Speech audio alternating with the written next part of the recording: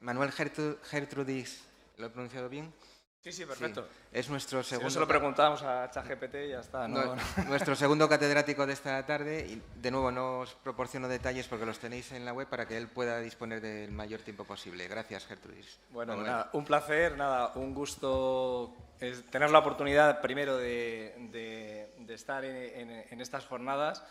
Es siempre una enorme oportunidad, no solamente por estar en este momento, por compartir y aprender, ¿no?, con los compañeros que han intervenido y que además yo creo que han reflejado aspectos francamente interesantes. Iba a empezar por una cosa, pero voy a empezar por otra, porque pensaba en esa imagen subiendo las escaleras y creo que todos recordaréis la famosa película de animación de Wall-E, en el que precisamente imaginaba ese tipo de distopías, ¿no?, que han plagado la literatura, ¿no?, a lo largo del siglo, de buena parte de la mitad del siglo XX, en el que justo se reflexionaba sobre eso, ¿no?, es decir, cómo el desarrollo tecnológico nos configura, ¿no?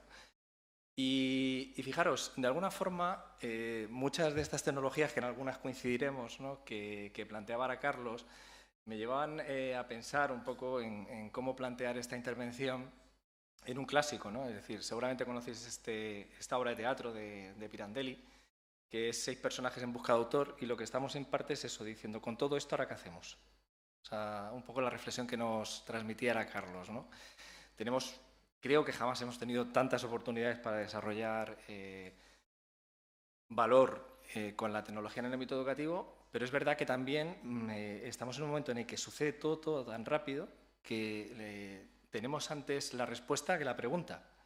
Y yendo un poco a eso que nos hace humanos, pues realmente lo que nos hace humanos es saber preguntarnos, ¿no?, la pregunta que nos hacemos para saber dónde queremos ir, ¿no? Decía antes, en la primera intervención, Mario, que lo importante, claro, es primero tener clara la visión, dónde queremos ir, qué es lo que queremos hacer, ¿no? Y eso es un poco por el planteamiento que quiero compartiros, ¿no?, en esta parte de la presentación. Realmente la realidad es esta, ¿no? Es decir, es que tenemos alumnos ya en las universidades, pero los alumnos que van a venir con otra forma de pensar, ¿no?, la realidad, otra forma de aprender, que se han criado además de una forma natural, vinculados con una parte de aprendizaje que está fuera del circuito habitual del aprendizaje. Lo veíamos, ¿no? Aprenden en YouTube, aprenden con algunos profesores que para ellos son tan cercanos como los que tienen dentro del aula, y no solo ya en el presente que tenemos ahora, sino el que vamos a tener de manera inmediata, eso no va a parar de crecer, ¿no? Yo creo que ahora acabamos de ver un escenario absolutamente disruptivo que condiciona no solamente la docencia, sino también las propias profesiones, ¿no? Es decir, cómo tú hacías una reflexión muy interesante sobre cómo cambia el modelo de producción, ¿no?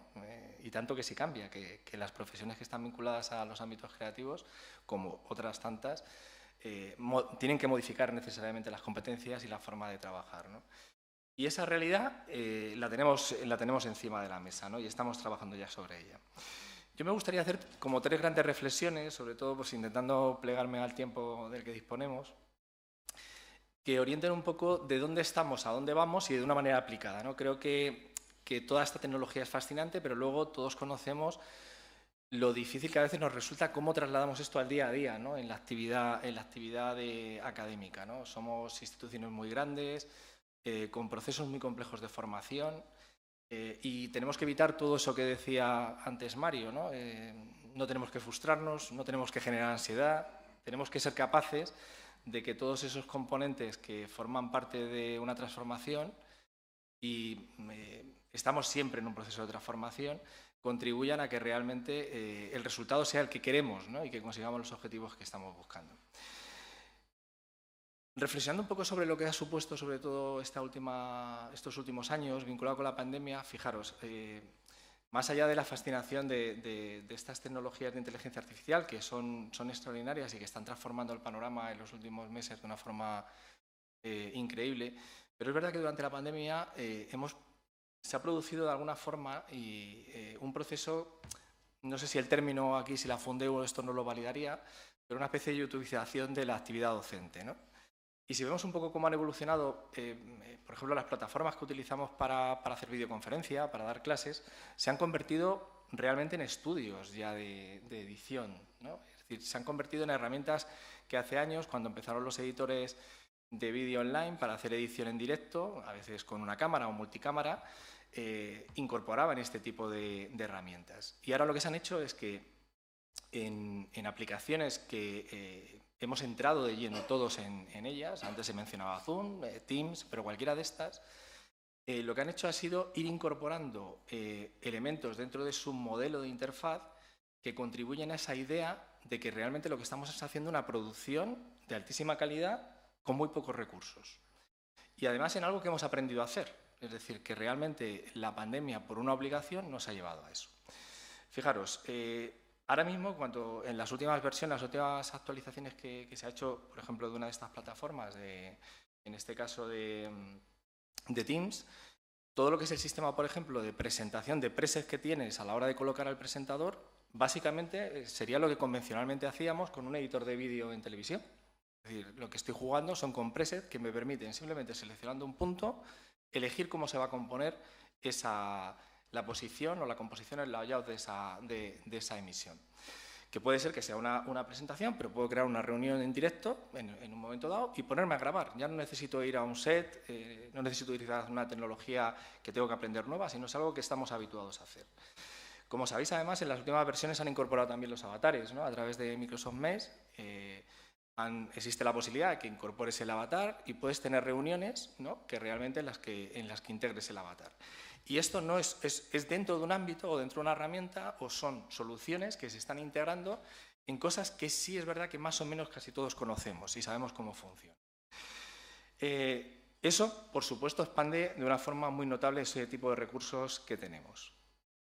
Y nos convierten, como decía, pues en streamer, ¿no? Cada vez nos parecemos más los docentes pues a los jóvenes que conocemos, ¿no? Que están en Twitch o que están en este tipo de plataformas y en las que estamos generando contenido a veces muy valioso y con un soporte que cada vez requiere menos recursos por parte incluso de las instituciones, ¿no? Pensar lo que sería eso, haberlo hecho hace siquiera 5 años. La segunda es que cada vez tenemos una oferta creciente de soluciones para generar innovación. Me gustaba mucho esa idea que planteaba Mario de esos dos elementos que creo que son básicos, ¿no? Por un lado, para generar un contenido de valor necesitamos creatividad. Ya hemos visto que la inteligencia artificial cada vez es más creativa y da respuestas más creativas. Eso es un debate interesante, ¿no? Sobre lo que es la creatividad y lo que es la creatividad humana. Pero también ese concepto de querer contar un relato, ¿no?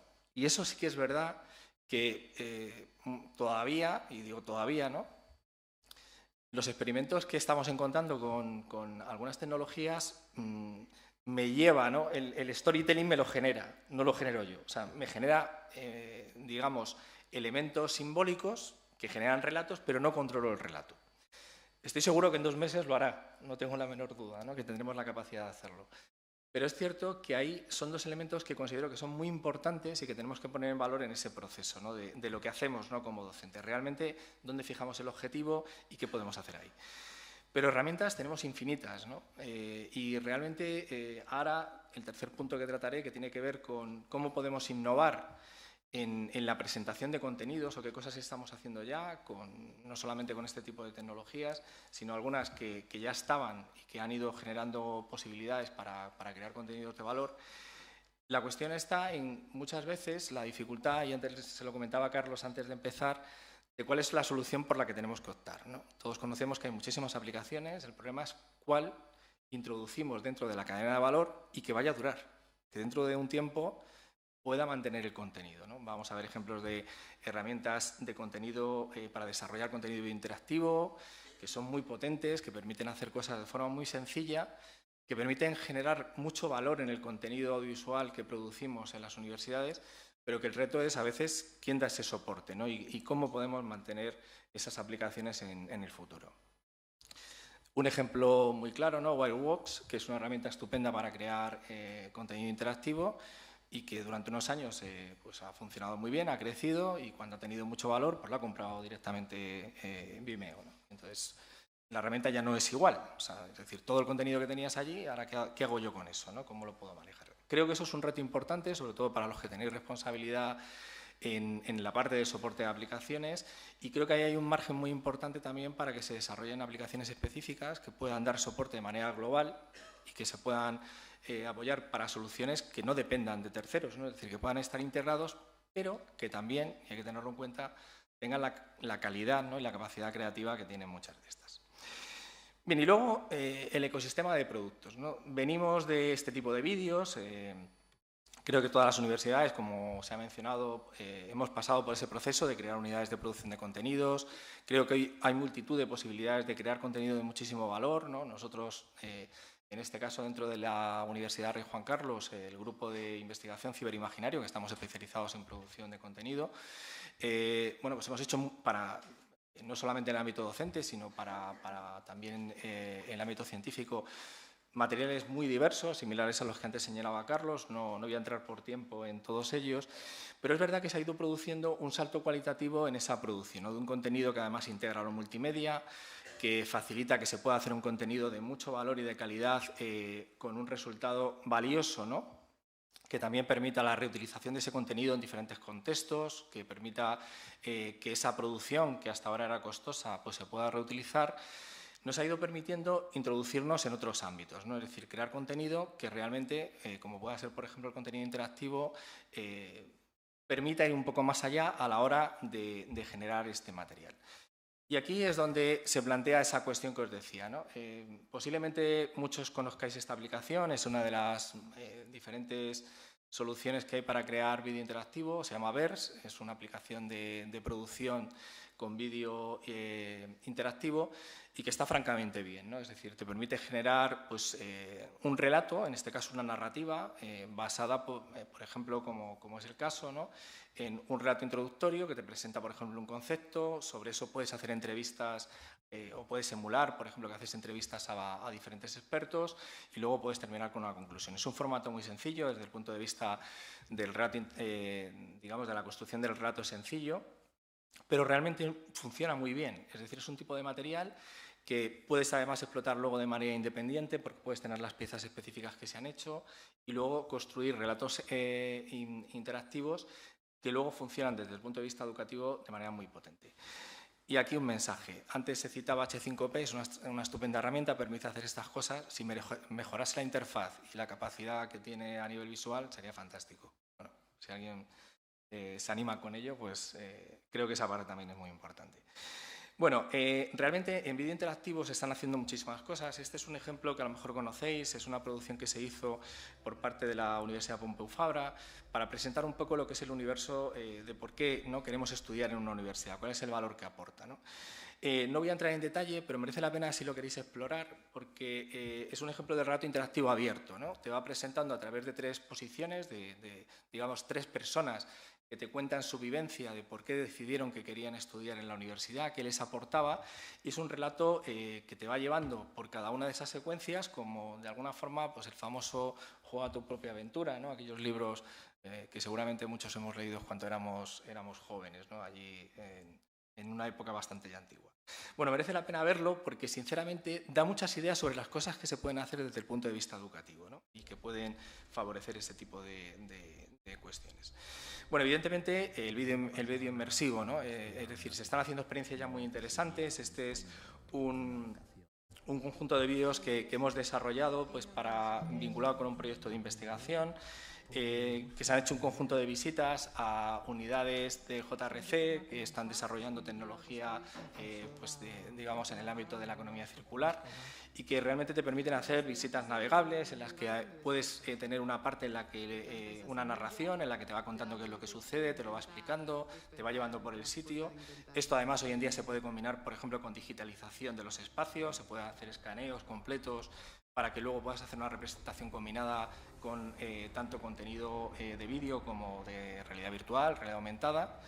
Se pueden hacer productos todavía más complejos, ¿no? Este, por ejemplo, es un interactivo con inmersión que se hizo para el Instituto Indea Energía en Madrid, en Móstoles, en el que haces una visita completa y luego te explican pues, todo lo que es la tecnología que está asociada al desarrollo o valorización, por ejemplo, de productos, de bioproductos, ¿no? Entonces, realmente te da la opción de tener un vídeo convencional, pero con luego la posibilidad de hacer un recorrido muy personalizado en el que puedes acceder a la información en función también de tus intereses, ¿no? Bueno, pues es otro tipo de producto que también merece la pena ver como parte de esa cartera de vídeos, ¿no?, que tenemos actualmente. Voy muy rápido. Bueno, no voy a entrar en, porque ya ha puesto Carlos un ejemplo. Yo sí tengo el avatar, no sé cómo lo hice, pero les engañé y no pagué un duro. Lo digo que probéis. Sí, sí. No lo voy a enseñar porque algunos compañeros me lo han visto por lo menos 3 veces y me daba ya vergüenza que me viesen otra vez de nuevo. Pero bueno, sí conseguí el avatar, realmente es extremadamente sencillo. Nosotros ya estamos produciendo, en la línea que decía Carlos, yo soy de comunicación audiovisual, ¿no? Es decir, imaginaros lo que supone cuando yo descubro que puedo escribir realmente, como decía Carlos, este script y tengo automáticamente una producción de un vídeo. Ahora os pongo un fragmento de un proyecto que tiene la universidad en este momento, que es una Cosaction, que se llama Purple Game. Claro, nosotros hasta ahora lo que hacíamos era irnos con nuestras cámaras, somos del medio y pues, tenemos todo nuestro equipamiento allí, que no sé qué vamos a hacer muy bien con ello. Si alguno lo pondremos en Wallapop, si a alguno le interesa, lo venderemos barato. Pero realmente es sorprendente porque, lógicamente, por razones obvias, yo hace muchos años que sigo estas tecnologías y cuando de repente vi que simplemente matizando ligeramente el tiempo o los segundos que metes entre el script era capaz de generar la cadencia, que a veces es lo complicado, ¿no?, dentro del tema del audio, y que suene natural, es muy, muy sorprendente. Y realmente, ya os digo, este tipo de piezas, ya nosotros estamos haciendo producción con este tipo de productos. Si generas tu avatar es una cuestión de entrenarlo bien, es decir, tienes que cerrar siempre en el eje, cosas de ese tipo, pero realmente, bueno, pues es increíble, ¿no?, la capacidad que tienen estas tecnologías para producir de una manera bastante económica. Es verdad que es caro, hoy por hoy, Synthesia tiene un precio que no, es decir, no puedes hacer, no escala en este momento, eso también hay que ser conscientes, pero bueno, en muy poco tiempo la aplicación, no sé la cantidad de actualizaciones que ha sacado y es brutal, o sea, es decir, es francamente sorprendente la capacidad que tiene, ¿no? Y esto, ya os digo, esto es contenido real que estamos produciendo ya para proyectos en los que estamos involucrados. Muy, muy rápido, porque sé que voy muy mal. Bueno, el otro paso que hay, que tiene que ver con lo que ahora también señalaba Carlos, vídeo volumétrico, ¿no? Es verdad que el vídeo volumétrico hasta hace muy poco era algo costoso. De hecho, pues nosotros hemos comprado un equipamiento que creo que igual lo vamos a vender casi antes de sacarlo de la caja, porque ya ha salido otro equipamiento que es infinitamente mejor. Pero te permite, por ejemplo, ya hacer escaneos muy, muy brutales y con un proceso de producción tremendo. Esto también, según tiene anunciado el propio Microsoft, es una parte que se va a integrar también a través de Microsoft Mesh en Teams, es decir, este tipo de soluciones, ¿no? Lo pongo aquí en silencio simplemente para que veáis un poco. Explica, pues eso, cómo puedes al final hacer una integración mediante un conjunto de cámaras, pero pensad que ya no es un estudio de vídeo volumétrico como los estábamos viendo hasta ahora, que eran instalaciones súper costosas, sino con un conjunto, a veces hasta con 5 cámaras, ¿no? Nosotros el equipamiento que hemos adquirido son 5 cámaras. Puedes hacer ya cosas bastante similares a estas, una vez que lo tengas bien montado. Y realmente lo que permite es esto que llaman holoportation, ¿no?, o teletransportation, que realmente lo que hace es que una imagen que está en un sitio te la puedes llevar a otra. Si luego además te pones pues, la HoloLens, y esto acabará funcionando con cualquier otro tipo de cámara de realidad virtual, claro, imaginaros lo que supone esto desde el punto de vista de generar entornos en los que, por ejemplo, es importante tener una visión de presencia, ¿no?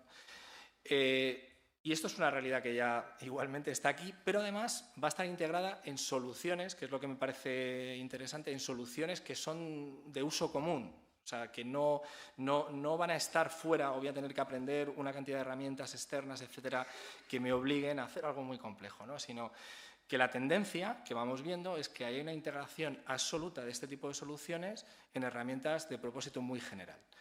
Evidentemente hay empresas que están aprovechando ese viaje, han entendido que hay una enorme capacidad para integrarlas y esto empieza a ser ya una realidad que es muy complementaria a las otras cosas que hemos visto, pero que merece la pena seguir. Y bueno, realmente, por terminar ya, que sé que vamos fatal de tiempo, creo que hay un campo de experimentación enorme.